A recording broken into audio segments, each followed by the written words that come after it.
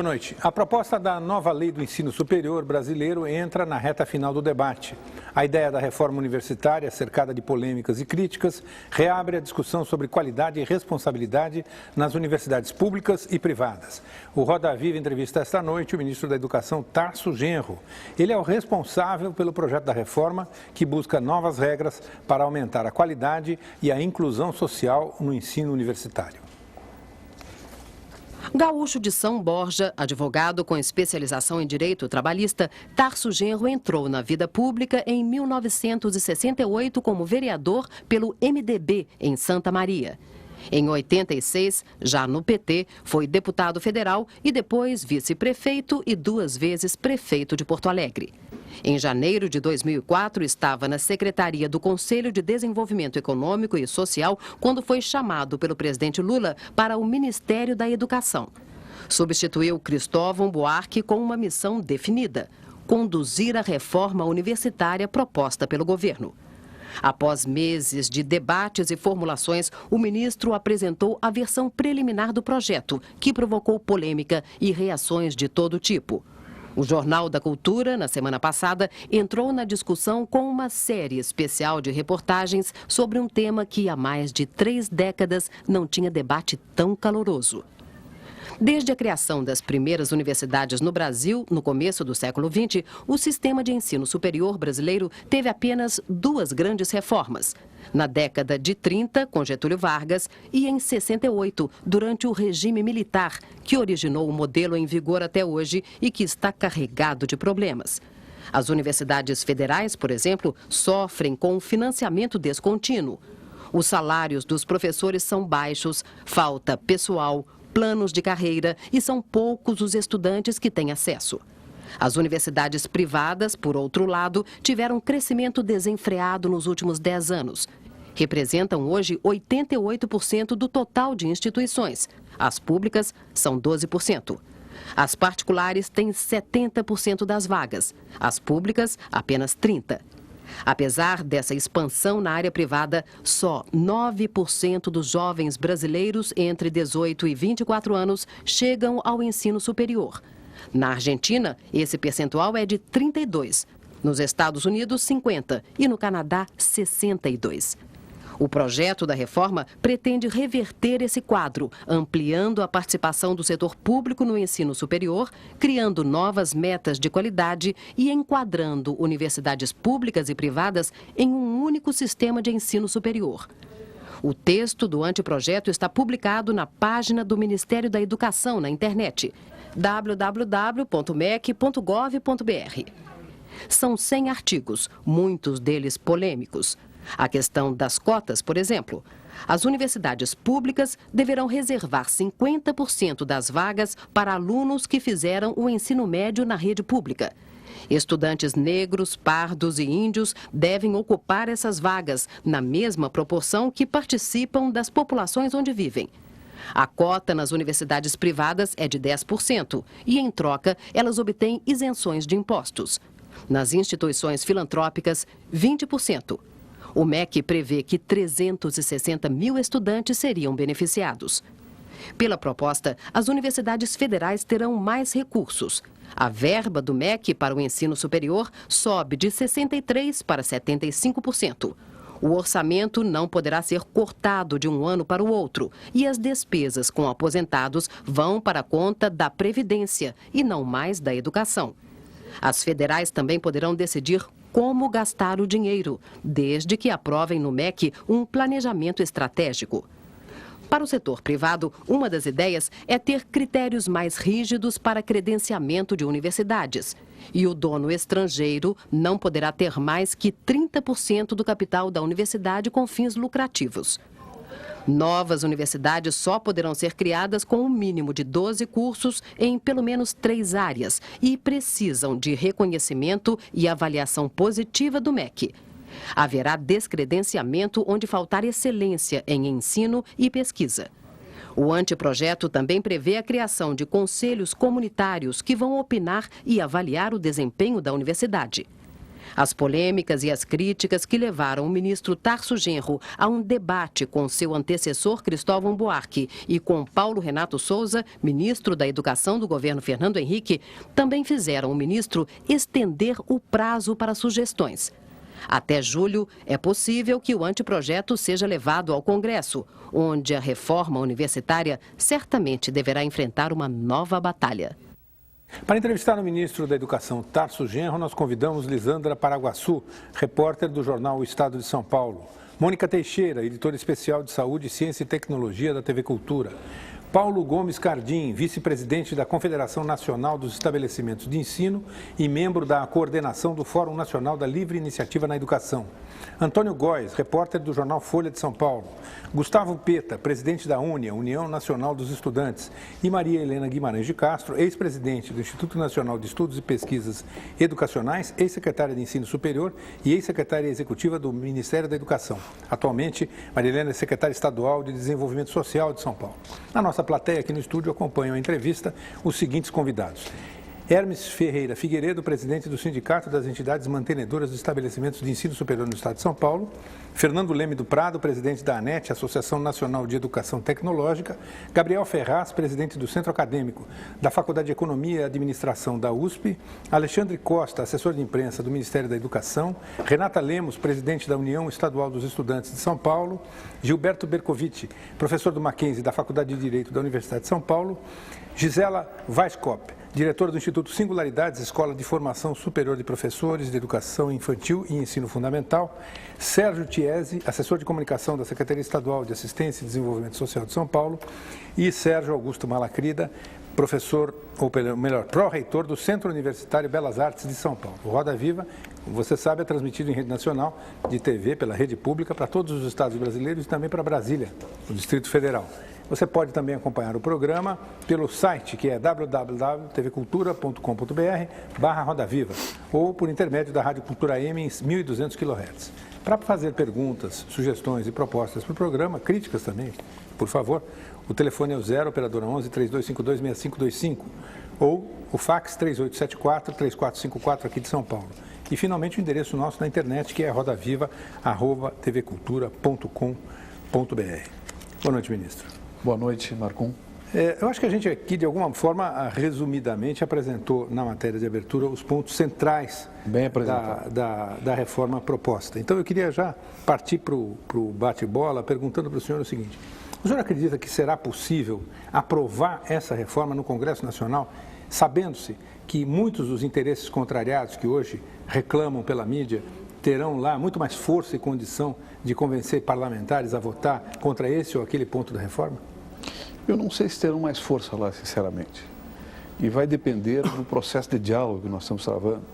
Se nós chegarmos a algumas consensualidades importantes na regulação do sistema, na sua integração, na valorização da universidade pública, né, estrategicamente, novos marcos para as instituições não estatais, se chegarmos a esse acordo mínimo, nós chegaremos ao Congresso Nacional em julho, ou logo depois do recesso, com boas possibilidades de aprovação. Mas isso mesmo mexendo com uma indústria que é mais poderosa do que inúmeras indústrias no Brasil, em termos de números, de quantas pessoas emprega, de quanto dinheiro se fatura e de um número muito menor de jogadores, digamos, porque certas indústrias têm corporações estabelecidas, né? A da educação particular, ela é muito poderosa. É que o processo de reforma tem que ser também uma engenharia política, né? E essa engenharia política tem que estar refletida no texto que vai ao Congresso. E é claro que tem assuntos que são extremamente controversos, né? Mas nós não podemos esquecer que os interesses tipicamente privatistas, né, que vinculam a educação ao lucro, por exemplo, eles são minoritários nesse processo. São legítimos, constitucionais, têm que ser respeitados, mas são minoritários, porque a gama enorme de instituições de ensino são sem fins lucrativos, são filantrópicas e são públicas, né?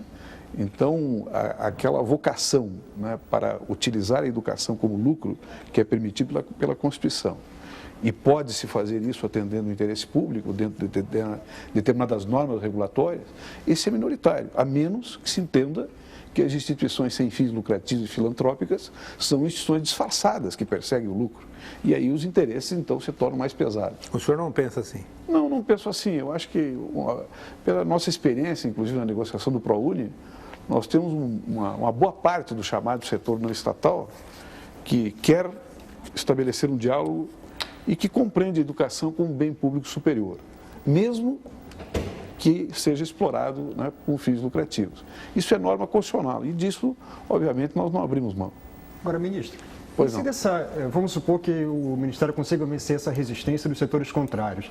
Ainda falando sobre o aspecto realista do projeto, ele tem na questão do financiamento, ele determina que não vai haver diminuição de verba para a Universidade Federal, aumenta o gasto mínimo do governo com universidades federais, tira os inativos da conta da educação, e isso tudo ainda com a promessa do Ministério da Educação que não vai haver diminuição para o ensino básico.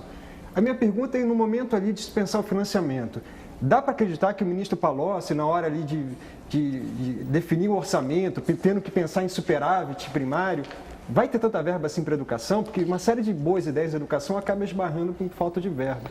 É que nós não podemos deslocar a discussão da reforma do ensino superior da discussão que está sendo feita pelo Fundeb, que está mais adiantado, inclusive, do que a reforma do ensino superior. Nós pretendemos esse mês ainda entregar ao presidente a proposta do Fundeb. E aí vai haver um refinanciamento estratégico da educação de base no Brasil.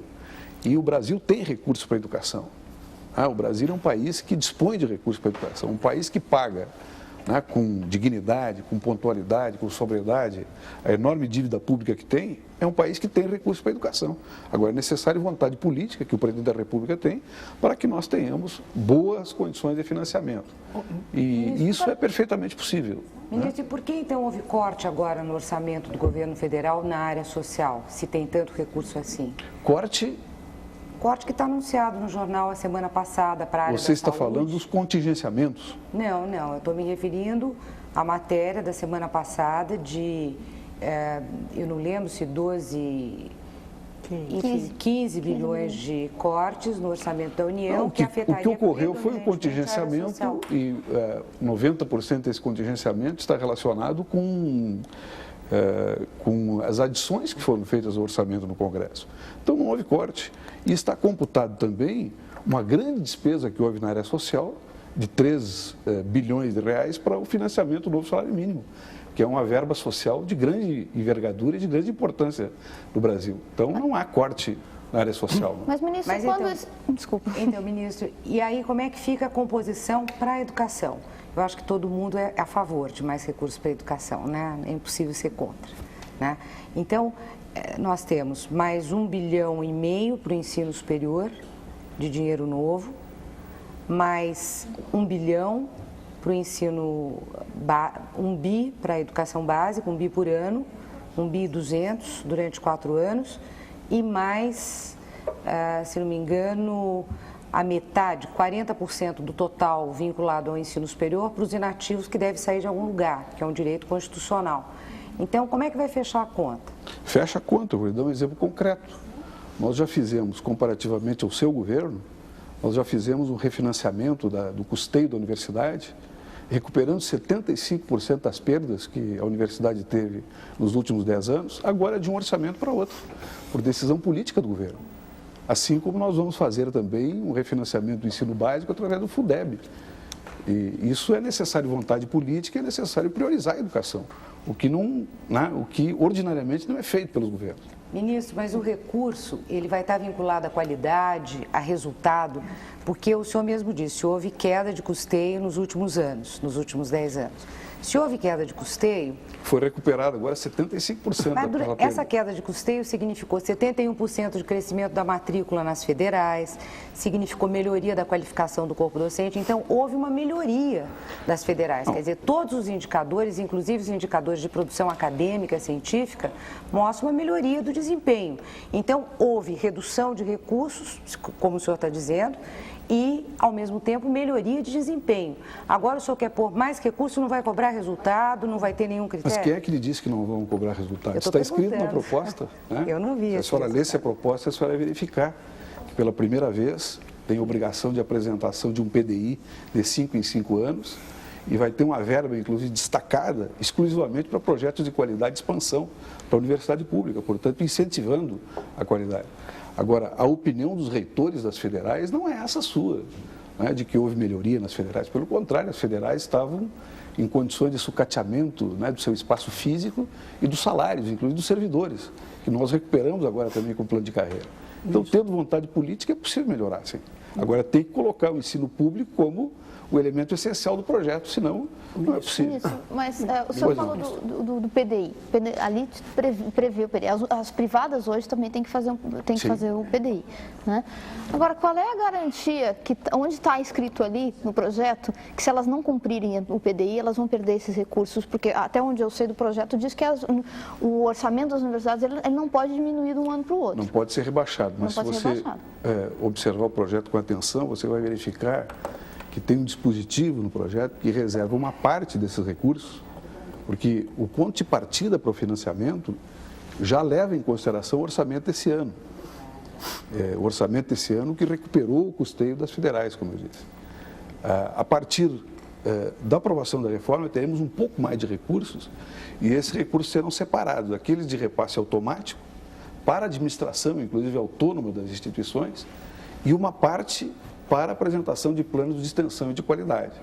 A partir disso é que, então, por exemplo, pela proposta da SBPC, seria um conselho institucional, interinstitucional, que iria, né, deferir ou não esses recursos para projetos específicos de custeio e qualidade, de qualidade e de expansão. Isso está na proposta. Mas, ministro, a universidade ficar parada, ela não vai receber dinheiro. Aí não vai, se a universidade não quiser se mover, ela vai ter os recursos dela garantidos e não vai ter diminuição de verba. Então, se a universidade quiser ficar parada, não vai ter partida que a universidade não vai se mover. A Universidade Brasileira Pública, nesse último período, nos últimos 10 anos, que perdeu 50% do seu custeio em termos reais, que agora foi recuperado, mesmo assim, com baixo salário dos professores, com baixo salário dos funcionários, várias delas, inclusive, duplicaram a oferta de vagas, através de engenharia institucional dos professores. Então, esta visão de que a universidade pública não se mexe, que ela é desqualificada, que ela é corporativa, é uma visão preconceituosa contra a universidade. Isso não é verdade. A universidade pública brasileira, apesar de todo o martírio que passou no período anterior, ela, inclusive, ampliou o número de vagas e se qualificou. Quer dizer, você tendo recursos certos, você tendo uma capacidade de administração com autonomia da universidade, você tendo atenção do Estado, você tendo ainda propostas, né, recebendo propostas para qualificação e expansão, com recursos específicos para isso, o rendimento ainda vai ser muito maior. Então, o meu ponto de partida é que a universidade pública ela responde positivamente, sim, a essas demandas da sociedade. Tasso, ao aumentar de maneira consistente com essas medidas aqui até apresentadas pelo GOES, o orçamento para as universidades federais, o anteprojeto pode ser visto como um elemento de transição para um novo modelo de desenvolvimento econômico? Ele está ligado a um projeto nacional e, se está, é conflitante com os atuais marcos da política econômica vigente? Eu escrevi um artigo num grande jornal nacional, há mais ou menos uns 6 meses atrás, que se chama Educação e Transição. Eu acho que o Brasil está tratando nesse momento de fazer uma transição para um outro modelo de desenvolvimento. Eu acho que a educação, não somente a educação superior, mas a estrutura educacional do país, a educação básica, a educação superior, são elementos fundamentais dessa transição. Então, quando eu digo que o Brasil tem recursos para financiar a sua educação, eu estou dizendo porque o país que cumpre com as suas responsabilidades, um país que retoma o crescimento, um país que sabe tratar adequadamente os seus contratos, né, e que os cumpre de maneira constitucional, de maneira legal, é um país que tem recursos para a educação. E essa educação é um fundamento para uma transição para um outro modelo de desenvolvimento. Só tem sentido se for assim. Agora, senão, e inclusive se a própria educação de base for refinanciada. A sua proposta fala em subvinculação de 75% do orçamento da educação para as federais. O Ministério da Fazenda, um tempo atrás, propôs, inclusive, a desvinculação do orçamento da educação. Uma proposta, inclusive, que a UNE rechaça porque considera que é importante e que o próprio Lula depois disse ser contrário. Agora, não pode haver um conflito nesse sentido? E se ocorrer... Eu acho que vai ocorrer um diálogo, Gustavo, que vai ser arbitrado pelo presidente. Tudo que eu faço, tudo que eu estou propondo com autorização do presidente.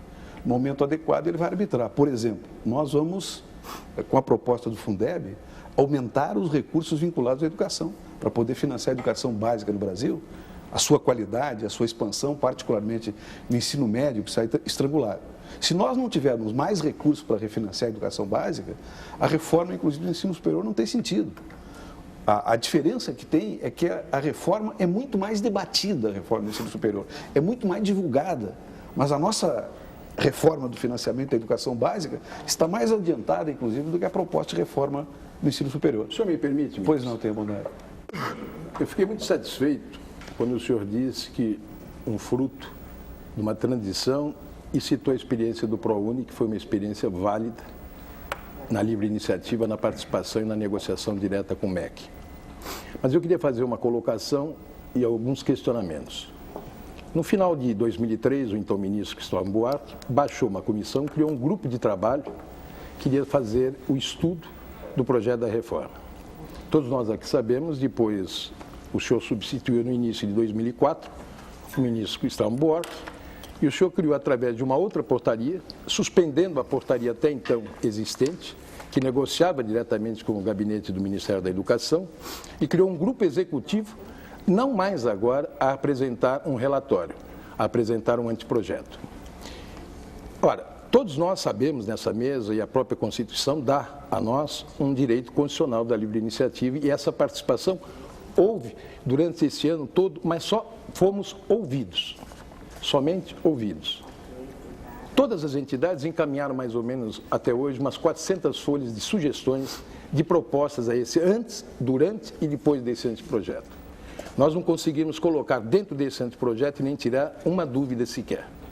Então, dada a sua importância, como já foi dito na abertura do programa, nós hoje representamos 71% das vagas, 86% das matrículas. E o que ele já ofereceu e tem a oferecer, eu questiono, na fase em que o projeto está no seu gabinete, a Livre Iniciativa criou um Fórum Nacional da Livre Iniciativa na Educação. Esse fórum terá representação para discutir a sua proposta do anteprojeto. Segundo, os demais segmentos da sociedade civil, também as universidades estaduais, veja que nós começamos o debate, os primeiros 10 minutos nós falamos em federais. Não foram sequer ouvidas ainda os institutos de pesquisa. Também terão acesso a essa participação, mas uma participação efetiva, não só ser ouvido. E, em caso afirmativo, essa comissão, se vier ou não a ser constituída, ela será paritária, ministro? O projeto que vai para o Congresso Federal é um projeto do governo, para o Congresso Nacional. Projeto do governo e por responsabilidade do governo, que vai ouvir um conjunto de instituições, já são 230 hoje que participam desse debate, que vai desde a UNE, passando por SBPC, Academia Brasileira de Ciências, Andifes, e instituições, inclusive, originárias da educação não estatal superior, né? Como a BRUC, por exemplo, está participando, de outras entidades.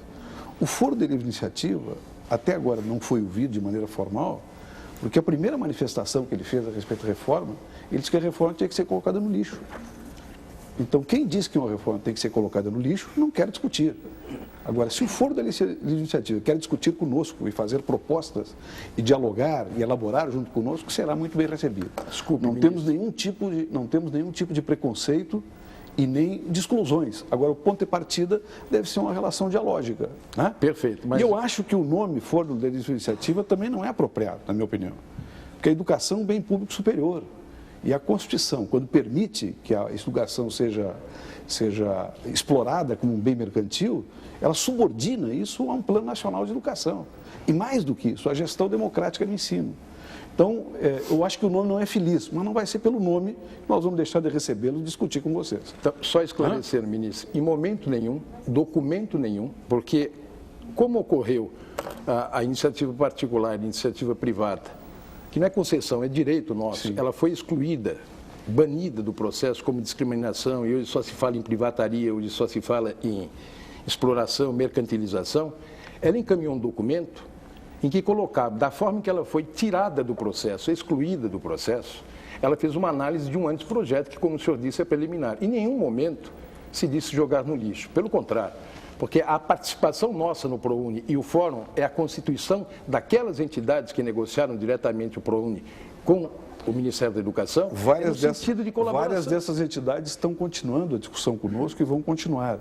Agora, eu repito, doutor Paulo, não vai ser, né, uma manifestação como aquela que houve no início dos debates, que vai excluir a relação com qualquer entidade. Nós outorgamos legitimidade, a Constituição que outorga a esse trabalho que vocês realizam. Agora, o ponto de partida é querer estabelecer uma relação dialógica. E sim, serão recebidos sem nenhum tipo de preconceito, sem nenhum tipo de exclusão. E tem contribuições para dar. Agora, a nossa visão, né, é que a educação como bem público superior, né, ela condiciona, inclusive, a própria iniciativa privada. É a determinação. Eu fico satisfeito, ministro, só complementando, desculpe, eu fico satisfeito desse reconhecimento ao Fórum, porque o Fórum surgiu por iniciativa individual das entidades e o nome que nós fomos buscar é realmente, e buscando na sua legitimidade do lançamento anterior, de um fórum, porque ela não é exclusiva, o fórum não é exclusivo de empresário educador. Eu não estou glosando, ele está aberto, eu não estou glosando o nome do fórum. É só sobre a crítica sobre o fórum. Eu só estou dizendo que, na minha opinião, ele não é muito feliz. Perfeito, mas o sentido que poderia bem ser um foro em defesa da educação com o bem público. Isso, né? Então, o fórum, enquanto ficaria fórum, melhor, nós quisemos dar o sentido de que está aberto a todos os demais segmentos, que não é prioridade nossa, enquanto empresário educador, ter, vamos dizer, a primazia ou a exclusividade de defender o ensino particular. E muito importante, e parabenizo a sua colocação, porque eu ainda já disse no debate da Folha de São Paulo, nós levantamos essa questão, e a informação que nós tivemos naquela oportunidade é que não haveria o reconhecimento do fórum. Foi essa informação que nós tivemos. O fórum é composto de entidades. As entidades são legítimas e serão recebidas por nós. No momento que tiverem proposta, quiserem dialogar, não há nenhum problema. Nós queremos, inclusive, um projeto que obtenha a máxima unanimidade, é impossível, né? Mas a máxima consensualidade, exatamente para que ele seja aprovado. Que o fórum foi criado, para tentar filtrar e levar para que ele seja a maioria. Para que ele seja aprovado, inclusive, no segundo semestre. Perfeito. E a nossa visão não é desconstituir o trabalho, né, que os setores não estatais estão fazendo na educação, mas sim enquadrá-los dentro de um sistema, né, que eles possam trabalhar com previsibilidade, com tranquilidade, olhando para o futuro e cumprindo aquilo que a Constituição diz em relação à educação, seja ela de que nível for. Quer dizer, a educação como bem público. As não públicas, através do fórum, o senhor receberá o fórum para participação e ter condições de negociação. Todas as entidades serão recebidas sem exclusão. Fico satisfeitíssimo. Basta querer dialogar. Satisfeitíssimo.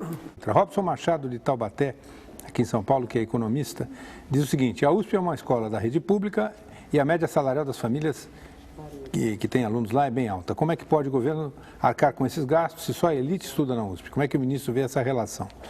E José Luiz Ferreira, de Itaquera, um bairro aqui de São Paulo, que é comerciante, diz o seguinte: o que é que o ministro acha do sistema de mérito para entrar na universidade? Não acha racista o sistema de cotas? Não, porque o sistema de cotas, foi boa pergunta para a gente esclarecer, ele não extingue o mérito. Todas essas pessoas que entrarem para o sistema de cotas têm que ter a educação média, né, finalizada e tem que passar no vestibular, senão não entra. Só que tem um vestibular diferente. Portanto, não, existe uma lista Se fosse diferente. uma escola de samba, ia ter 2 júris. Não. Um para julgar a escola de samba de cota não, e é uma outro, lista diferente que obedece a um percentual da população afrodescendente, por exemplo, na região. No meu estado, a pessoa que vai fazer vestibular, que se declara negra, ela vai disputar 13% das vagas. Então, ela vai ter a mesma dificuldade para entrar. E ela vai ter que exigir qualidade, porque lá tem 13% de afrodescendentes. Então, as cotas não extinguem o mérito. É bom lembrar isso. O que ela determina é que o percentual... Ela não extingue o mérito ou ela estabelece méritos diferentes? Não, porque, não pelo estabelece que eu entendi, méritos diferentes. Nisso, nós temos... Ela simplesmente garante as cotas... 50% das vagas para a escola pública, por exemplo. Para a escola pública. Sim. Isto é um nexo republicano da educação. Escola pública e universidade pública, federal. Nós estamos tratando das federais. Dentro desses 50% tem uma política de cotas, que determina que desses 50%, portanto, na verdade, a metade daquela proporção de afrodescendentes que tem na região, dentro dos 50% está garantido um percentual para comunidades afrodescendentes, daquelas pessoas que se autodeclararem. Então, eventualmente, até o vestibular ali pode ser mais difícil para a pessoa entrar, dependendo, né, da correlação, né, de percentuais que tem na região. Então, não é verdadeira afirmativa que extingue o mérito. Existe o mérito, a pessoa faz vestibular... Só um pouquinho, Marilena. A pessoa faz vestibular e a pessoa tem que ter terminado o nível médio. Mas, portanto, por exemplo, o mérito não fica extinto. Só um pouquinho, fica faltando a primeira pergunta do telespectador, que é a questão da USP ser, por exemplo, uma universidade elitista, e como é que se resolve isso? É verdade, Nós temos a USP que tem maior resolver, proporção de nós temos que resolver expandindo o sistema de bolsas e expandindo a universidade pública. Nós temos a proposta de que até 2011, que está escrito na nossa proposta de reforma do ensino superior, nós chegamos a 40% das vagas públicas, exatamente para alargar as fronteiras de ingresso. Vamos dizer assim, essa rejeição da elitização, ela também não pode ser absolutizada, porque classe média não é elite no país. E a classe média paga impostos. O que nós temos é que ampliar o número de vagas e estabelecer um nexo da universidade pública com a escola pública para fazer com que os de baixo venham e também possam entrar na universidade. Agora, nós não podemos, a partir dessa visão, cobrar na universidade pública, porque daí ela vai ficar ainda mais elitizada. Nós temos que expandir a oferta de vagas para a população de baixa e de baixíssima renda, seja através da escola pública, seja através de bolsas, como fizemos através do ProUni. Mas a USP Leste, por exemplo, 47% dos alunos que entraram lá são da escola pública. Como? Então, como é que a USP é elitista? E 30% dos alunos da USP são da escola dos pública. alunos Eu não estou dizendo que é elitista, eu fiz uma resposta à consideração, ao pressuposto feito pela pergunta. Então, esse parece ser um grande é um mito da discussão, sistema de cotas, né? Que o senhor não parece interessado em dizer que é um equívoco. O quê? Não, eu disse sim que é um equívoco. Né? Porque a universidade pública em São Paulo, ela tem percentuais importantes altíssimos de alunos altíssimos impactos, né, ministro, das classes que o senhor chamou de baixo. Dos que vêm de baixo. Os que vêm de baixo, o que eu quero dizer, são as pessoas de baixa e de baixíssima renda, que vêm debaixo da pirâmide social. Estes, efetivamente, que compõem a ampla maioria da população, eles proporcionalmente têm menos ingressos na universidade pública. Naturalmente, porque eles têm menos ingressos no ensino médio. Porque eles só nos últimos 10 anos chegaram maciçamente ao ensino fundamental. Então, exatamente o que nós temos que fazer. Nós temos que alargar os espaços do ensino médio através de um novo fundo de financiamento para que nós possamos ter não somente 30% dos jovens no ensino médio, como hoje, né, os jovens que saem do ensino fundamental, e ampliando a presença dele no ensino médio, alargar a entrada, ou seja, mais vagas na universidade pública e mais bolsas. Como é que o MEC vai garantir a expansão de vagas no ensino médio se o ensino médio não é assunto federal? Através de um sistema de financiamento, como foi feito com o Fundef. Agora, através de um novo fundo para apostar pesadamente recursos para o alargamento do ensino médio. Por exemplo, nós fizemos agora em dezembro um repasse de 200 milhões para os governadores para jogar especificamente no ensino médio. Este ano nós temos o que eu chamo de uma transição em direção ao Fundeb, 470 milhões para repassar também para os governadores, especificamente para ampliação de vagas no ensino médio. Se nós não ampliarmos o ensino médio, a reforma da universidade ela perde o seu sentido. Por isso que nós temos que tratar com a mesma importância focal, tanto a educação de base quanto a educação superior. Senão, o sistema vai ser tratado de uma maneira fragmentária. Ministro, para esclarecer um ponto da questão das cotas, a gente falou aqui que a USP não é elitista. Eu acho que essa é uma consideração que a gente tem que dizer em parte, porque você vai no curso de medicina da USP... Se você considerar classe média elite, é elitista. Sim, elite eu no Brasil, não considero. 10%, se você pegar uma estatística do IBGE, quem ganha acima de R$2.000, R$1.500 já é considerado os 10% mais ricos. Então, tudo bem, vamos tomar um cuidado para falar nesse elite. Mas, de qualquer jeito, vamos então pensar na questão racial. A USP pode ter um número grande de alunos da escola pública, mas se você for no curso de medicina da USP, você não vai ter aluno de escola pública, você não vai ter aluno negro. Aliás, qualquer curso de medicina de qualquer universidade. Na USP, você vai na Bahia, claro, com certeza. Por outras razões. Por outras razões. Mas a minha pergunta é se o projeto de reforma deixa claro que nas cotas a gente está garantido que metade das vagas em cada curso vão ser reservadas para esses alunos de escolas públicas. Porque de outra maneira, o que vai acontecer é que os pobres vão para os cursos menos concorridos e os ricos vão continuar nos cursos. Agora, ministro... Sim, completando Sim, a nossa proposta é essa. Agora, é necessário deixar claro que, na verdade, a nossa proposta está regulando um movimento que já está em andamento nas universidades federais. Várias delas já aplicam a política de cotas. De cotas para afrodescendentes, cotas para indígenas. E a nossa proposta, a não ser que a gente modifique agora na discussão, ela não atinge as estaduais. Porque nós achamos que as políticas afirmativas podem ter diversas formas. Pode ser estabelecendo um nexo com a escola pública, onde, né, nós sabemos que a pobreza aqui no Brasil tem cor, ela está identificada, né, através do processo escravocrata que formou a sociedade brasileira. Né? Agora, se nós colocarmos na lei que as estaduais também devem obedecer, sendo uma norma federal, elas vão ter que obedecer. Atualmente, a nossa proposta é exclusivamente para as federais e já existe um sistema de cotas em andamento dentro do ProUni, e que, aliás, deu certo, né? Porque se nós temos aqui no Brasil em torno de 25% de universitários, né, pardos, afrodescendentes, pelos mecanismos do ProUni, nós subimos para 44%. Portanto, a política de cotas é viável. Ministro, agora a Unicamp tem um sistema de política afirmativa que eu considero muito mais equitativa, ela é mais equânime do que a proposta que está presente nessa proposta de reforma, que é fazer uma conjunção de um critério de política afirmativa para afrodescendentes com o mérito e com os alunos egressos de escola pública.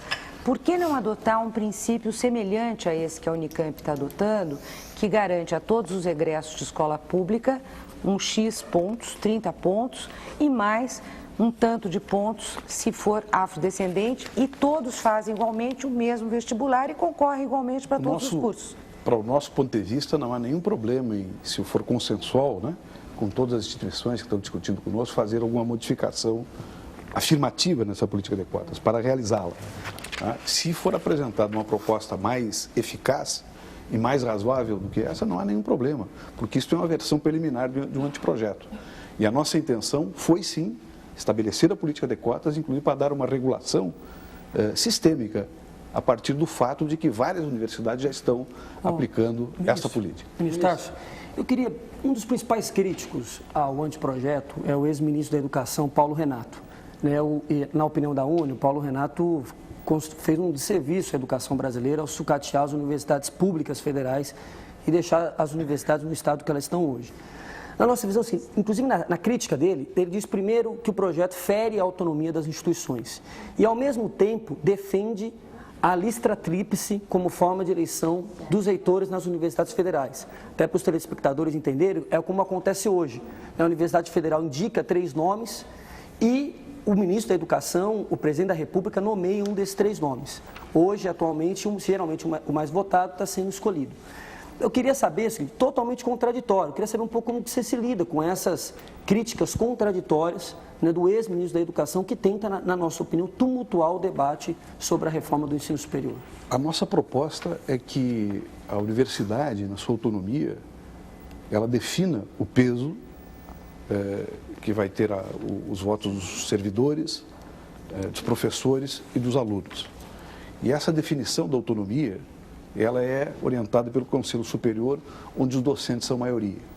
Então, a nossa proposta é a afirmação da autonomia da universidade, com a eleição do reitor, a partir, né, de um colegiado cujo peso é determinado pela própria universidade. Que não é o que defende o PPC e a Academia Brasileira de Ciências. Como? E não é o que defende a Academia Brasileira de Ciências, que é manter a lista tríplice com 70% do corpo docente. Nós sabemos que essa questão é controversa, né, e que tem vários pontos de vista respeitáveis. Para nós, desde que o ponto de partida da autonomia da universidade seja preservado... E qual a vantagem desse modelo, ministro? Eu estou dizendo que no caso da UFRJ, por exemplo, no ano do governo Fernando Henrique, houve um problema como esse. O reitor mais votado não foi empossado pelo Ministério da Educação, o que causou uma crise institucional na maior federal do país. A nossa garantia, que precisa estar expressa no documento, é exatamente que isso não vai se repetir diante das críticas que estão sendo feitas à proposta de eleição direta. Como eu disse, nós estamos delegando a autonomia da universidade. A nossa visão é que o reitor deve ser eleito e o peso, né, de cada colegiado deve ser determinado pela própria autonomia. Mas as universidades federais serão mais qualificadas com esse novo sistema proposto? O senhor acha que isso vai qualificá-las mais? Uma participação menor dos docentes? Eu acho que pode qualificar ou não. Aí depende do corpo docente, depende dos professores, depende da qualidade da vida interna da universidade. A eleição para reitor não determina mecanicamente que a universidade seja melhor ou pior. Ela só garante autonomia, que é uma demanda estrutural da universidade. Agora, a universidade vai se afirmar ou não, né, dependendo de um conjunto de fatores, desde o seu financiamento, né, até a capacidade do seu corpo docente, a participação dos seus alunos, a sua relação com a sociedade. Né? Então, eu acho que isso não é garantia. A universidade brasileira é uma universidade que vem sendo as terríveis dificuldades, né? Desde 1920, que se reclama do financiamento da universidade, do salário dos professores, ela demonstrou ser uma universidade pujante, né? E de alta qualidade, mesmo enfrentando todos esses percalços do desfinanciamento, mas ela tem muito dinheiro, dos ministro. expurgos do regime militar. Ela precisa de mais, mas ela tem bastante. Olha quanto custa. Não é a opinião de todos os reitores. Não, eu acho que ela precisa de mais recursos. Nem dos estudantes. Me parece que é uma opinião mais do governo anterior. Pois eu gostaria de fazer uma pergunta ao senhor. Ministro, me permite, sobre a autonomia. O artigo 20 prevê a criação do Conselho Comunitário Social. Na Constituição da composição e das atribuições desse Conselho Comunitário Social, o senhor tem dito que ele é mais consultivo. Sim. Mas se nós fizermos o que lhe é conferido dentro do anteprojeto, viabilizar amplo conhecimento público, ele vai opinar sobre os requisitos da universidade, ele vai dar as características da universidade, ele vai aprovar o estatuto da universidade, isso conforme consta na redação. Conselho Social? Conselho Comunitário Social. Não, o senhor está enganado. Não, eu vou ler para o senhor aqui. Está falando do Conselho Superior. Mas eu estou falando do Conselho Comunitário Social, porque tem dentro das atribuições do Conselho Comunitário Social, atribuições que deveriam ser exclusivas e da autonomia do Conselho Universitário. Daí a minha pergunta. É exatamente essa ambiguidade que nós colocamos no anteprojeto. Vamos dizer, eles têm direito a participar e a praticamente analisar os requisitos da universidade, as suas características, o estatuto, a aprovação do estatuto, examinar sobre isso, né?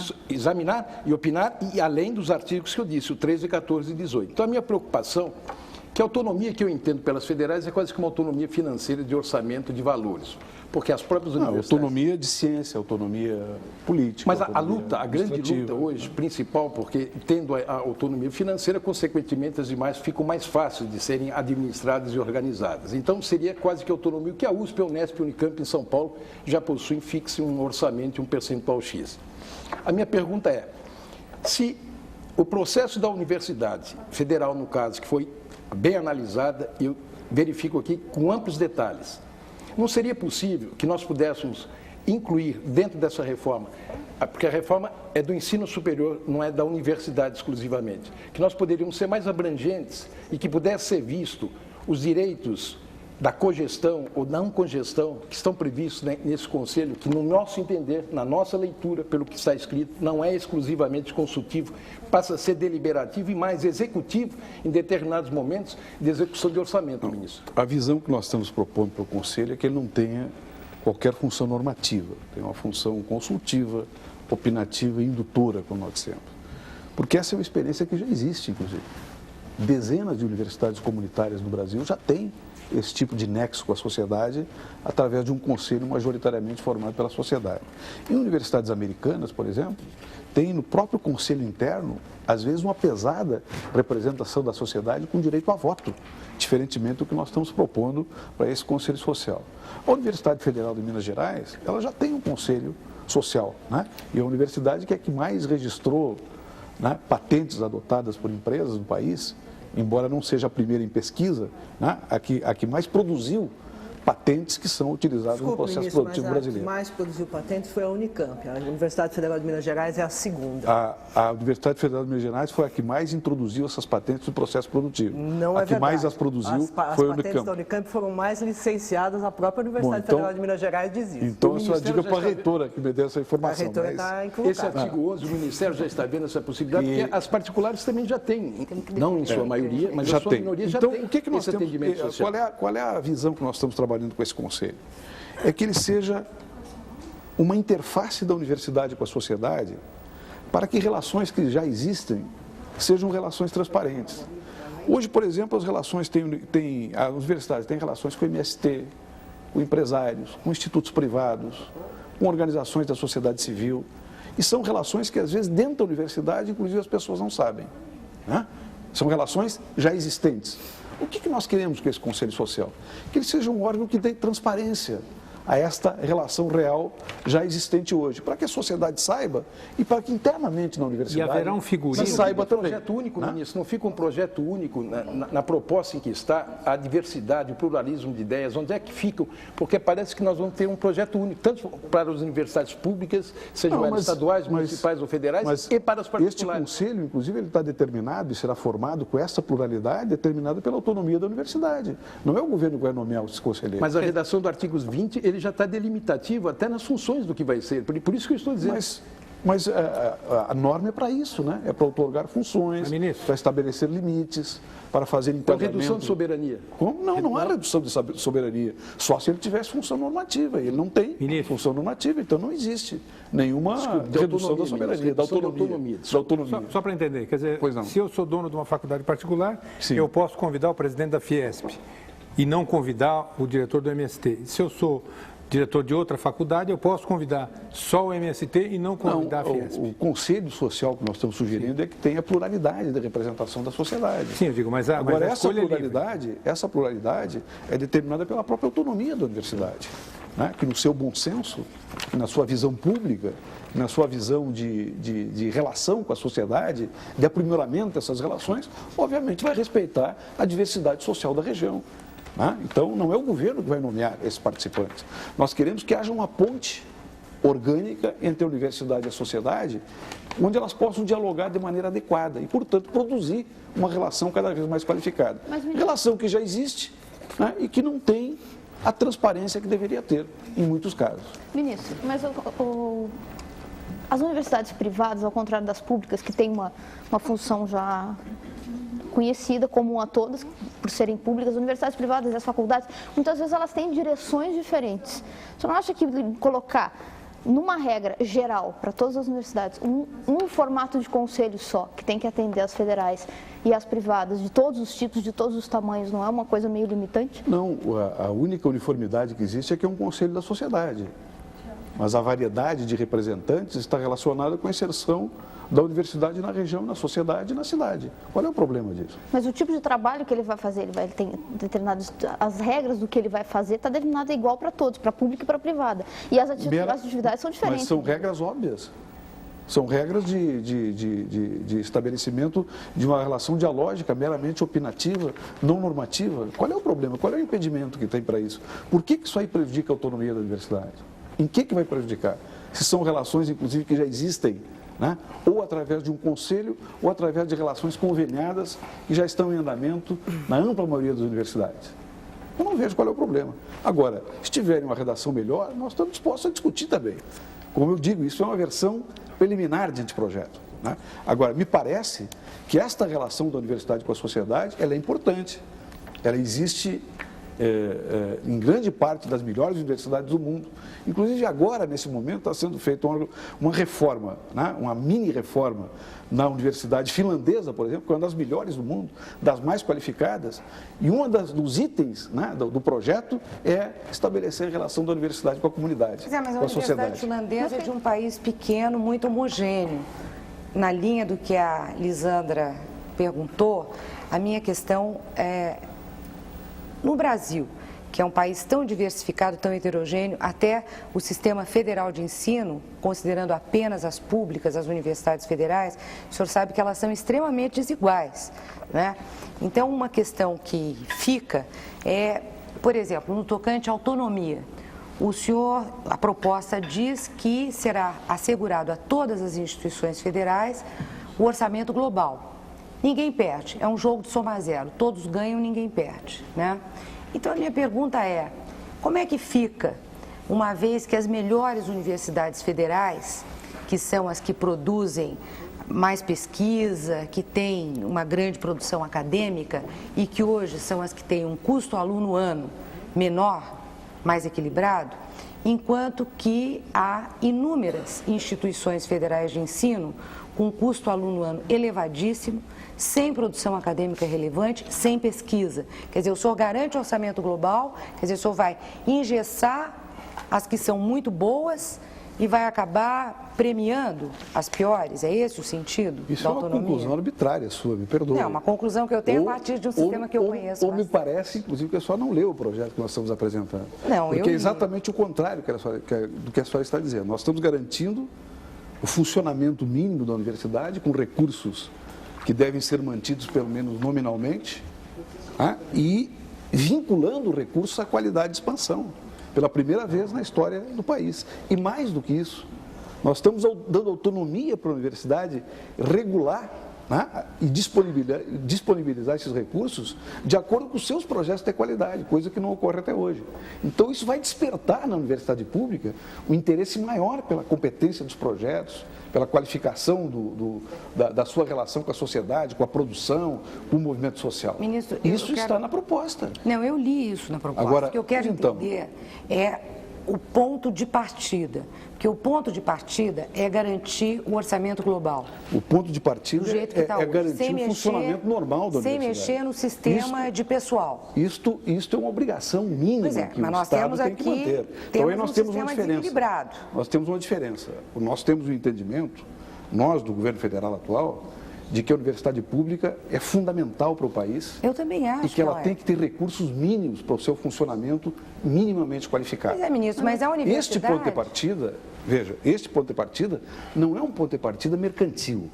Nós não tratamos a universidade pública a partir de uma relação mercantil de mercado. O que nós fazemos o senhor está dizendo isso, é, a partir daí, outorgar a ela um estímulo para projetos de qualidade de expansão, pela primeira vez na legislação brasileira. Não é verdade. Quem implantou o PDI foi o governo anterior. Eu fui autora do PDI. Para desenvolver a universidade pública, nós tivemos uma expansão. Mas implantaram sem recursos. Não, começamos a implantar no final do governo um PDI que o senhor agora está implementando, que eu acho ótimo, acho que tem que ser aprimorado. Mas tem pontos de partida muito diferentes. Tem, por exemplo, uma universidade. Eu sei que eu peguei na minha mão e fiz uma matéria com esses números. Sim. Tem universidade com o mesmo curso de medicina, que numa delas um aluno custa R$33 mil por ano e na outra custa 64 mil. Eu acho que esse ponto de partida é muito desigual, às vezes. Talvez tem universidades então, que não tem curso de medicina que o aluno custa 90 mil. Não tem que ter uma análise de por que o aluno custa muito mais caro que na outra. Pode ser porque aquela seja muito melhor, mas pode ser porque tem um problema de administração ali. Claro que se partir dessa base, talvez passa por uma parte do que a Maria Helena disse, premiar uma dificuldade. Isso aí deve ser feito pelo administrador público, deve ser feito pela própria universidade, na sua autonomia, mas nós estamos fazendo de outra coisa. Nós estamos falando de que, na nossa opinião, a universidade tem que ter recursos para funcionar normalmente, de maneira satisfatória. E a partir daí, com propostas de qualidade e de expansão, ela vai ter mais ou menos recursos. Portanto, sendo estimulada a sua qualificação. Ministro, pergunta do Maurício Garcia, vice-reitor da Universidade Anhembi Morumbi.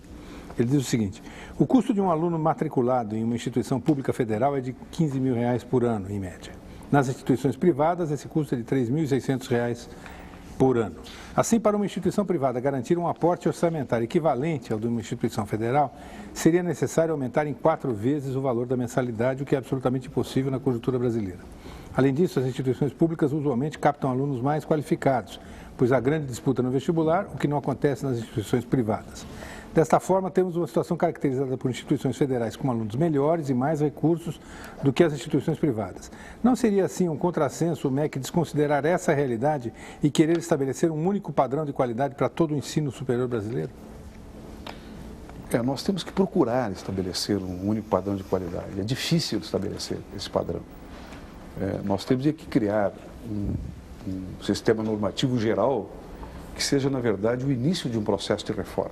Esta questão que o vice-reitor está colocando é uma questão bastante séria, porque nós, na verdade, estamos tentando compor um sistema único, com especificidades, com respeito à especificidade de cada instituição, mas um sistema único que aponte para a qualidade, que aponte para uma nova relação da universidade com a sociedade, que aponte para a formação de centros de excelência, tanto nas públicas como nas privadas. Aliás, nas privadas nós também temos centros de excelência. Então, nós achamos que essa lei, ela desencadeia, na verdade, um processo de reforma. Ela não realiza a reforma na sua plenitude. A reforma, na verdade, é um processo. Ela não é um momento constituído por uma norma. Por isso que essa norma, inclusive, ela tem que ter leis gerais, que deem um bom passo adiante, como eu digo, e a partir daí nós começarmos nos regulamentos internos da universidade, nas portarias, nos decretos, ir adequando até verificar a necessidade ou não de uma nova mudança normativa. Ministro, porque, só para complementar o raciocínio, porque, na verdade, hoje, com o conhecimento colocado, né, como essência da sociedade atual, como o elemento central, inclusive, de agregação de valor no processo produtivo, isso altera radicalmente a própria não digo a função, mas a própria essência da universidade na sua relação com o futuro. Então, nós estamos num momento de transição. E esse momento de transição, nós não podemos precipitar e fazer uma reforma com tal grau de detalhamento que nós possamos bloquear, inclusive, né, potencialidades novas que a universidade tem que dispor. Então, a nossa ideia é uma lei geral, né, o mais abrangente possível, que desencadeie um processo de reforma e que dê um passo adiante, entendendo que a reforma, na verdade, ela vai se processar em 3, 4, 5 anos, como de resto ocorre em todas as reformas que não são sérias, que não são puramente fenomênicas, né? Ministro, o senhor tem dito, embora isso não esteja escrito no anteprojeto, que um objetivo da reforma é aumentar a percentagem de jovens brasileiros entre 18 e 24 anos no ensino superior. Os países que fizeram, isso não está explicitado no anteprojeto, porque eu não encontrei, eu li muitas vezes.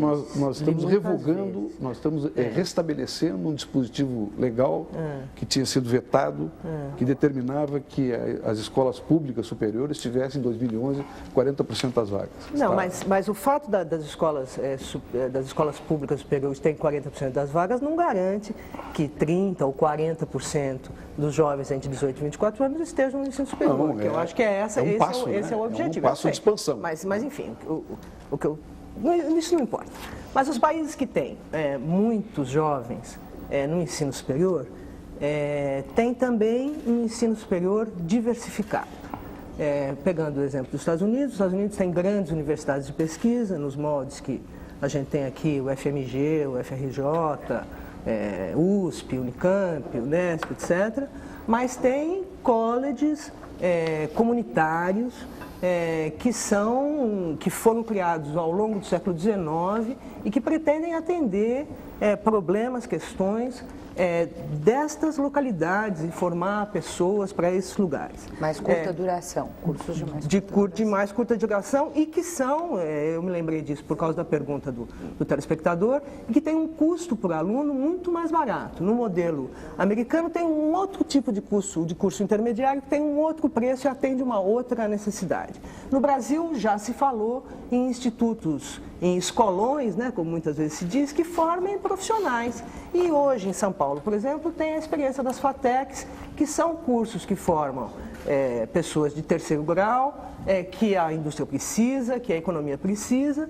E, enfim, é dessa diversidade nesses outros países que nasce a mais alta proporção de pessoas entre 18 e 24 anos no ensino superior, que é uma necessidade por causa do conhecimento, etc. Mas, ministro, o senhor chama o seu anteprojeto de reforma universitária. Nada disso, um modelo mais diversificado que pudesse fazer o Brasil dar esse salto em direção a uma população mais educada, não está no anteprojeto. Quer dizer, o senhor fala, o anteprojeto do MEC fala de universidades federais e de escolas privadas. E não aponta nenhuma, não dá nenhuma diretiva, não tem nada em termos de política pública que enderece a questão da diversificação do sistema de ensino superior. Eu acho que nós lemos projetos diferentes, então. Não, ministro. Porque uma coisa é o que o senhor pensa. O senhor me desculpe, lá está. Mas eu estou acompanhando esse debate. Lá está. Então, uma coisa é o que o senhor pensa, lá e o senhor diz, outra coisa é o que está escrito no projeto. Até o nome é reforma universitária. Aliás, é reforma do ensino superior. Mas chama-se anteprojeto. O nome de guerra foi construído como reforma universitária. Não, mas não então é só do ensino superior. Não são universitários. Fundamental e médio lá você vai encontrar normas que abrem para essa diversidade. Onde? No projeto. Podemos verificar. Inclusive, nós publicamos uma tabelinha comparando a situação anterior, né, como era, aliás, como é, depois, como ficará se a reforma for aprovada, e as suas consequências. Mas eu não estou... E aí você vai verificar. Estamos falando de coisas diferentes. Acho que o senhor está falando de faculdades, centros universitários e universidades. E cursos eu não também. estou falando disso. E cursos também. Eu estou falando, no anteprojeto inteiro tem uma menção num lugar que fala em universidade tecnológica. Então, e ainda chama de faculdades universidade tecnológica. Porque talvez o modelo não possa ser só de universidades. Com um modelo só de universidades, a gente não vai conseguir ter 40% de alunos dos meninos de 18 e 24 anos no ensino superior, ministro. Nenhum país fez isso. Eu acho que estou olhando o projeto com um pouco de má vontade. Não, eu não estou lendo o projeto. Eu estou me atendo ao que está escrito no projeto. Não, mas está escrito no projeto, está escrito no projeto Então, a possibilidade, né, não só de constituição de universidades e cursos especiais, né, como também refere ao tempo de formação. Ministro, A própria variedade do tempo de formação. Ministro, o grande debate na Europa hoje é exatamente esse ponto que a Mônica está tocando, que é a flexibilização, a diversificação do sistema, cursos de mais curta duração, convivendo com cursos longos, que não estão nas universidades, de nível pós-médio. Quer dizer, essa é a tendência, tanto é assim que a própria Unesco teve que mudar a forma de contar aos alunos a organização das estatísticas internacionais de educação. Né? Quer dizer, ela está tocando num ponto que é extremamente relevante, que num processo de ampliação do acesso à educação pós-média ou ensino superior, educação para toda a vida, obrigatoriamente vai ter que conviver com saídas, retornos, vai e volta dos alunos por várias escolas de ensino superior ao longo da sua vida. Ninguém vai conseguir mais se formar em alguma coisa e até o final da vida ficar sem retornar à instituição, ter uma nova formação. E numa universidade de pesquisa. Pois é, e não é universidade de pesquisa, não é isso, é outra coisa, né? E me parece que isso está ausente do projeto que eu li, embora o senhor ache que eu não quero ir. Eu gostaria de aproveitar e fazer uma pergunta. Ausente, tanto é verdade que, pela primeira vez, está sendo proposta uma flexibilidade interna na formação dos cursos, com 2 anos de educação básica, que o aluno ou vai completar essa educação com um número maior ou menor de anos, dependendo de formação, dependendo do curso que ele escolhe e a direção que ele dá para a sua formação. Isso põe amarras. Não existe nenhuma contradição com aquilo que está escrito e com essa tendência modernizante que vocês estão verificando. Qual é o modelo, ministro? O senhor mesmo falou, é modelo único? Modelo único? Não é, é um sistema único. Estou falando de sistema de ensino superior. Estou falando que o sistema de ensino superior tem que ter níveis de qualidade e características essenciais, tanto para as instituições privadas como para as instituições públicas. E qual é o padrão de qualidade? Eu quero aproveitar para perguntar sobre o sistema de avaliação. Acabamos de saber na semana passada que não serão divulgados os resultados do ENAD, porque ainda não foram processados os resultados.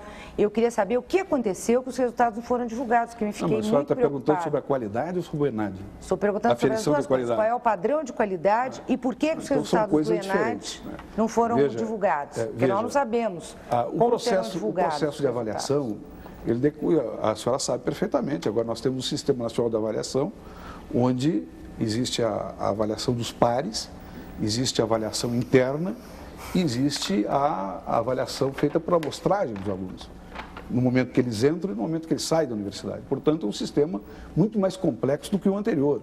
E é um sistema que vai ser testado, vai ser implementado e vai ser aperfeiçoado. Né? Então, a proposta de reforma, inclusive, ela sucede à mudança na avaliação, que foi feita com a substituição do provão. E, aliás, tem sido alegado que o provão ele foi eliminado. O provão não foi eliminado.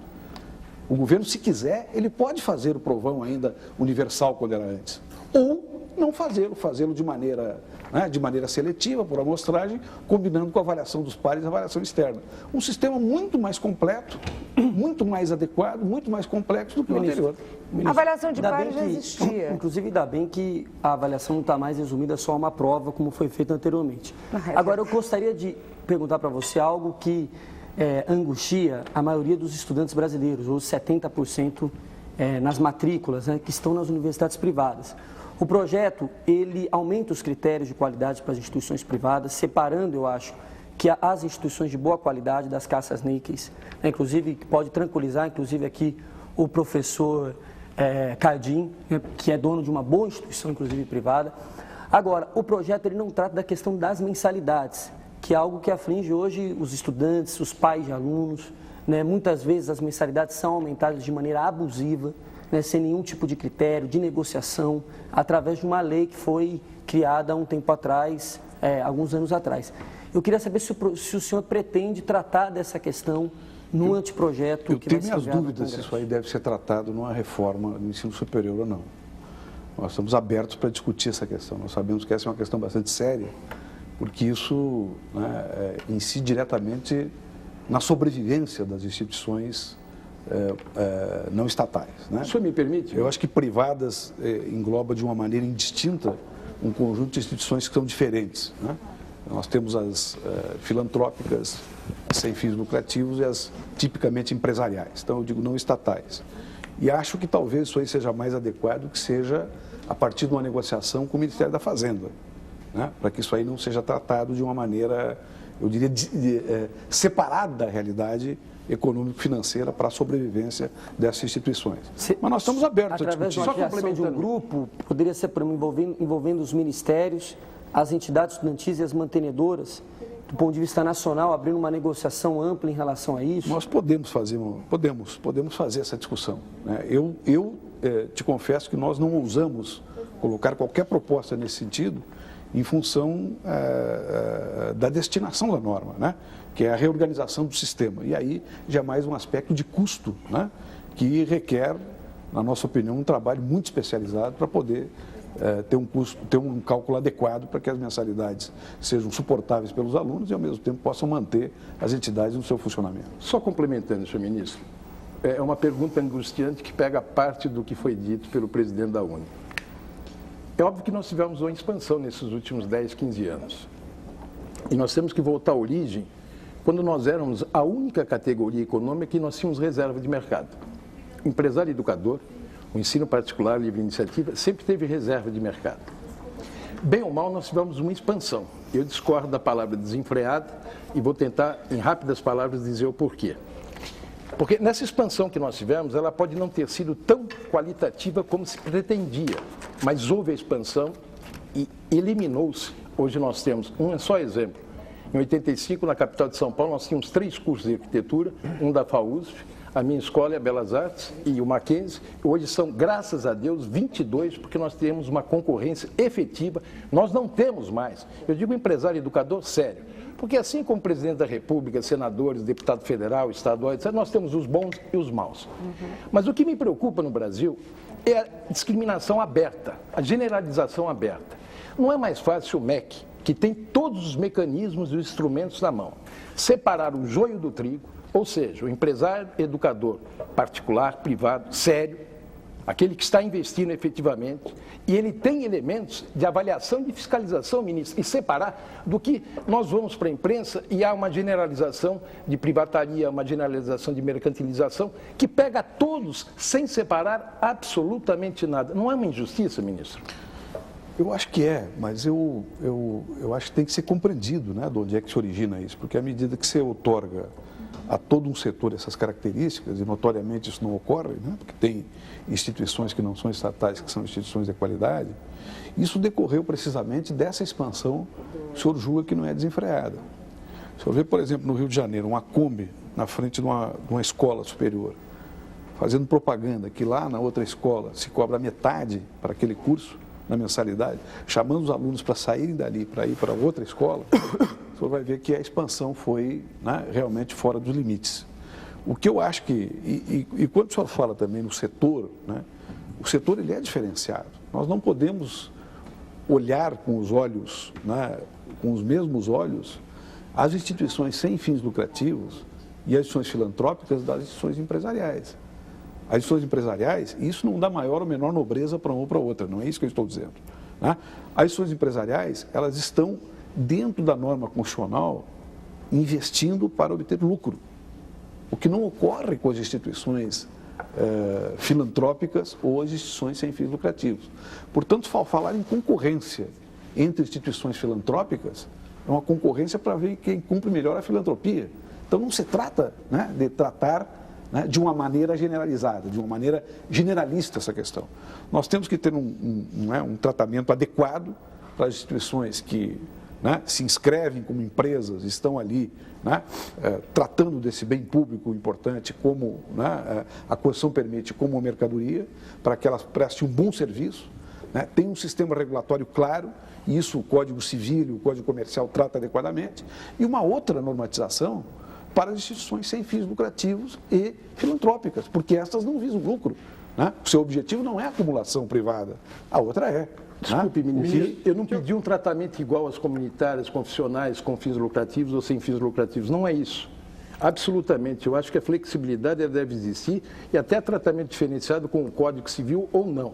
A minha pergunta é porque mesmo dentro dos 4 segmentos nós vamos ter os bons e o mal, e os maus. Porque esse maniqueísmo, de repente, que todas elas generalizadas, como sendo empresário educador particular, ao maniqueísmo do bem está aqui, o mal está aqui, porque eu não estou pedindo um tratamento igual a uma confessional, uma comunitária, uma com fins lucrativos. Não, é separar do joio as com fins lucrativos, as com lucro, sem lucro, porque nós temos em todos os segmentos os bons e os maus, e o MEC tem instrumentos para isso. Isso é possível fazer, o senhor sabe que nós já estamos, né, regulando minimamente essa questão, para inclusive prestigiar as boas escolas, vedar o surgimento abusivo de cursos desnecessários. Essa concorrência predatória, como o senhor citou. Na verdade, concorrência predatória.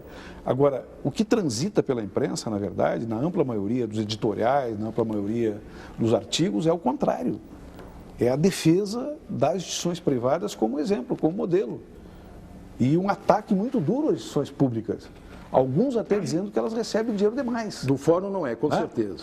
E, portanto, eu acho que há um tratamento, tanto em determinados setores, há um tratamento tanto injusto às instituições privadas, com a generalização, como um tratamento inadequado e injusto com as instituições públicas, porque dentre elas tem de qualidade, de média qualidade, de baixa qualidade. E isso só vai ser resolvido, na nossa opinião, através de um longo processo, né, que inicia por uma reforma, por uma nova lei, que regule e rearticule o sistema e vá paulatinamente dando qualidade a ele. Ministro. E esta relação da universidade com a sociedade, ela é fundamental para esse processo. Porque sem esta relação não haverá um aferimento, não haverá um termômetro de como a universidade está sendo enxergada pela sociedade. Por isso nós achamos importante este Conselho Social. Tanto é verdade que é importante que pelo menos no meu estado, a maior parte das universidades comunitárias, que são essas pequenas universidades, que têm uma grande importância no desenvolvimento local e regional, elas já têm esses conselhos. E, inclusive, para selecionar a bolsa de estudo, antes do surgimento do ProUni, o que dá a elas um prestígio enorme na comunidade que elas vivem. Pergunta de Maria Beatriz Gay, que é de Porto Alegre, ministra, e professora da Universidade Federal do Rio Grande do Sul. Ela pergunta: que alterações propõe a reforma universitária na carreira dos docentes das federais? Esses atualmente, ou melhor, as federais contemplam, ou melhor, não contemplam a produção científica e a formação de recursos humanos. Todas as universidades federais têm praticamente os mesmos baixos salários. O que é que mudará? É verdade. Nós começamos levemente a recuperação dos salários dos servidores federais, docentes, já melhoramos bastante os servidores com o plano de carreira que foi aprovado. A reforma não soluciona essa questão. Isso aí tem que ser objeto de um outro processo. No âmbito das universidades será resolvido? Não soluciona a questão salarial. Agora, é bom lembrar, né, em relação à questão da produtividade, em relação ao desempenho dos docentes, à pesquisa, que, por exemplo, a USP, né, que é uma universidade estadual, ela vincula recursos sem critério de desempenho. E ela é uma universidade de excelência. Né? Ela é considerada uma das melhores universidades do país. Então, estou colocando isso para mostrar que esta visão, né, de que tem que ocorrer, que tem que haver um laço, né, quase que ditatorial sobre a universidade, para que ela mostre desempenho, não é uma coisa correta. Não está comprovado empiricamente.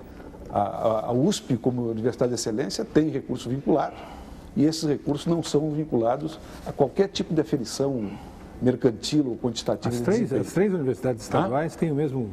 Ministro, eu queria fazer uma pergunta que revela pouco um ponto do projeto que talvez vai mudar muito pouco a vida prática das universidades, mas que revela um pouco o perfil ideológico do governo, que é a questão da limitação do capital estrangeiro até 30% dos mantenedores de instituições com fins lucrativos. O ensino superior brasileiro já é regulado. O projeto do MEC quer regular mais ainda. Hoje existe apenas uma instituição estrangeira no Brasil. Parece que ninguém mais quer vir para o Brasil, ou uma ou outra quer vir para o Brasil. Por que limitar o capital estrangeiro num mercado que já é tão controlado e que vai se controlar ainda mais no ensino superior? Em primeiro lugar, vamos separar, né, nós estamos tratando daí de empresas. Né? As mantenedoras. Nada impede, né, empresas. Né? Portanto, capital, empresa, ou seja, a formação de uma empresa educacional. Nada impede, por exemplo, que as pessoas vinculadas à mantenedora da Harvard venham aqui no Brasil, formem uma sociedade civil, né, formem uma fundação e instalem aqui uma sucursal da Harvard. Não tem nada contra a lei. O que nós estamos dizendo, o que nós estamos propondo, é que nas instituições empresariais, aquelas que vão explorar a educação como bem mercantil, como permite a Constituição, nós estamos propondo no início da discussão que o máximo seja 30%. Por quê? Porque nós estamos presumindo, como a universidade deve ter um grande compromisso com o desenvolvimento regional, com o combate às desigualdades sociais, com a qualidade da pesquisa, né, científica, para que ela cumpra uma função estratégica na formação da nação, e todas as grandes nações tiveram por dentro da sua universidade, né, um elemento fundante da sua modernização, da sua democratização, da sua qualidade enquanto nação. Nós estamos presumindo que é muito mais fácil um empresário brasileiro ter mais vínculos com esses interesses do que um empresário estrangeiro, né, já que nós estamos tratando de instituições que buscam lucro e cujo objetivo de investimento é o processo de acumulação privada. Então, nós estamos propondo 30% baseado nisso. Não se trata de nenhuma postura xenófoba, mas de vincular, sim, né, aí o interesse do indivíduo, cidadão brasileiro, né, de vinculá-lo, né, de compreendê-lo como mais vinculado a um projeto do seu próprio país. Quando o senhor menciona, e várias vezes o senhor mencionou isso, como permite a Constituição em relação à possibilidade de ter lucro com a educação, sim, eu tenho a impressão que o senhor é contra essa ideia. O senhor é contra isso? O senhor, se fosse constituinte, o senhor votaria contra isso? Porque só faço um parêntese que eu acho que vai esclarecer mais as coisas. Essa briga começou lá atrás, eu não me lembro exatamente o ano. 88.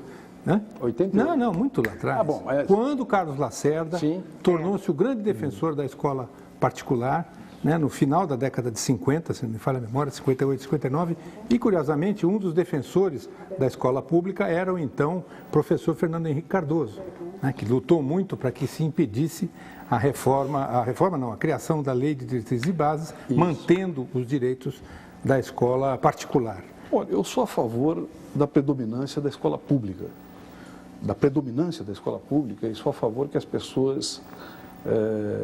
o ideal seria que as pessoas pudessem optar entre uma escola pública e uma escola privada e não serem obrigadas a se deslocar para a escola privada por ausência de oferta de ensino público.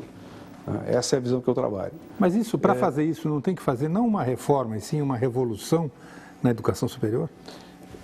Eu acho que uma reforma bem feita, bem negociada, ela desencadeia um processo. O senhor acredita que pelo consenso se consegue isso? Não, porque depois vai ser votado no Congresso, então vai aparecer um debate de posições. Ministro, só complementando. Ministro. Então, eu entendo que o ideal seria que o aluno pudesse escolher, né, entre a universidade pública e a universidade privada, assim como na escola. Ou seja, que tivesse um sistema público combinado com o sistema de bolsas, que as pessoas não fossem vedadas ao processo educacional pela sua condição social. Isto é o ideal, né? Então, eu acho que nas condições que a Constituição colocou, ou seja, a gestão democrática do ensino, que está na Constituição, a integração, né, da educação num plano nacional de educação, como também determina a Constituição, é perfeitamente aceitável que tenhamos escolas privadas. Eu não sou contra isso, porque havendo, como existe no nosso país, a mais ampla liberdade religiosa, não se pode impedir que as instituições religiosas, né, tenham as suas escolas confessionais, né, que se insiram no processo educacional de maneira livre. Eu acho que seria um arbítrio, né, inaceitável do Estado se ele vedasse esse tipo de ensino, esse tipo de processo educacional. Ministro, me permite? Ministro, só complementando, ministro. Vai acabar. Da mesma forma que eu disse, da não apuração, a não separação do joio e do trigo em todos os segmentos confessionais, comunitários, com fins ou sem fins, a democratização do acesso é o problema principal para aquele que é carente de recursos. O MEC tem os mecanismos todos em mãos. Por que as universidades públicas, sejam elas federais, estaduais, se elas abrissem no mesmo número de vagas que são oferecidas na manhã, elas abrissem à noite, nós já teríamos um aumento de percentual extraordinário. Veja, porque eu não vejo como crescer a universidade pública ou a necessidade de que, para crescimento da universidade pública, sem separação do joio e do trigo, eu tenha que ser contra tudo que foi feito até hoje nesse país pela iniciativa particular. Acho que a utilização da infraestrutura da universidade pública, cursos noturnos, é uma necessidade, uma exigência. Isso não precisa estar na reforma. Isso basta dar mais recursos, mais professores. Agora, qual é o quadro, né, de possibilidades de se utilizar em cursos noturnos das universidades? Se, por exemplo, a Universidade Federal do Rio de Janeiro, agora, quando eu cheguei no Ministério, agora, não foi o ano passado, né, eu cheguei no começo do ano passado, devia 30 milhões de luz, porque não tinha recurso para pagar. Ela vinha sendo asfixiada, ano a ano, mês a mês, né, e tinha que pegar os seus recursos para usar em outras coisas e não conseguia pagar a luz, né? Então, por isso que nós temos que ter um financiamento regular, um financiamento mínimo previsível, para que a universidade, na sua autonomia, possa se planejar e utilizar. Concordo integralmente com o senhor. Dobrar o número de vagas, se for possível, utilizando... Porque o ensino superior não é 2 vagas, é uma missão do Estado. Isso não é necessário nenhum dispositivo legal. Isso é necessário ter professores e mais recursos para a infraestrutura da universidade poder operar na sua plenitude. Nosso tempo está acabando, eu queria apenas que o senhor deixasse um caminho aí. Eu tenho certeza que esse debate não se encerra aqui. As instituições e todas as pessoas interessadas, que caminho tem para participar desse debate daqui para frente até o período em que esse projeto irá para o Congresso Nós, Nacional? até o fim do mês de março, vamos receber contribuições das entidades que estão trabalhando conosco e depois vamos continuar a discussão até junho, né, para ver se nós chegamos em junho e temos traços essenciais, né, com o máximo de consensualidade para mandar o projeto, provavelmente logo depois do recesso, para ser votado na segunda metade. Então, nós temos os sites, né, os endereços eletrônicos, onde qualquer cidadão pode entrar e opinar, né? E nós agora estamos recebendo ainda mais contribuições, retomando as reuniões para ir incorporando várias sugestões altamente positivas que nos deram nesse processo, que só pode ocorrer a partir da abertura de uma discussão, como o MEC fez, da maneira mais ampla e sem nenhum tipo de preconceito ou exclusão. Ok, o senhor pode ter certeza que a TV Cultura continuará discutindo esse assunto, como aliás já vinha fazendo no Jornal da Cultura. Muito obrigado pela sua entrevista, obrigado a nossos entrevistadores e nós estaremos aqui na próxima segunda-feira. Passou rápido demais. Com o ex-presidente José Sarney, numa entrevista histórica, a primeira que ele concede ao Roda Viva, comemorando 20 anos de redemocratização no Brasil. Uma boa noite, até lá.